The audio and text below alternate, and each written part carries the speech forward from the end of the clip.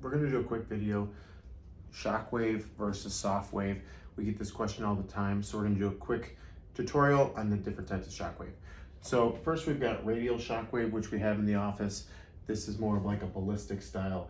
We have kind of a tube that has a little bullet in it, hits against a metal plate, and then it emits the high frequency or the high acoustic sound wave, shockwave, whatever you want to call it. It's blasting through all of the tissue on its way. So the intensity gets less the further it goes into the tissue. So if this is someone's arm here, as we're getting past and going further out, you're gonna get less and less shockwave getting to that tissue.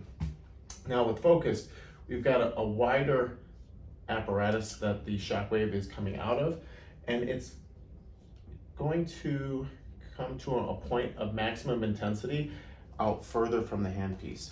So when we look here, we don't feel as much, if this is where the skin is, where that apparatus or where the handpiece is making contact with the patient, you're not feeling as much, but you're getting a much more intense, and this is about 5 millimeters. So very, very intense, 5 millimeters. We scan the tissue, we find the damaged area, and that's gonna be where we're targeting the shockwave. Now with Softwave, which is more so just a proprietary type of unfocused shockwave. So they want to use a lot of the research from the Focused Shockwave, which the Storts Medical has a ton of research. They've been doing this for a long, long time. Softwave came out and is now going to be similar to the handpiece of the Focused Shockwave, but they're going to be doing what we call unfocused. So the waves are still coming out more like this. They're saying this is kind of more a gentle way to treat shockwave. However, they're still using a lot of the shockwave research. So again, this is the big difference.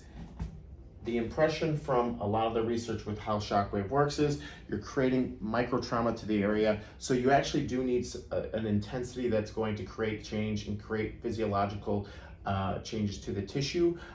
So the gentler approach might not be what shows up in the research to be the greatest thing. Again, a very similar principle. However, it's kind of like they can't do it both ways. They can't use shockwave research, but then also want to be in a branch of their own. So again, we have two different types of shockwave in our office. People ask all the time about Softwave. Yes, it's kind of more of a gentler version where they're saying it's more anti-inflammatory.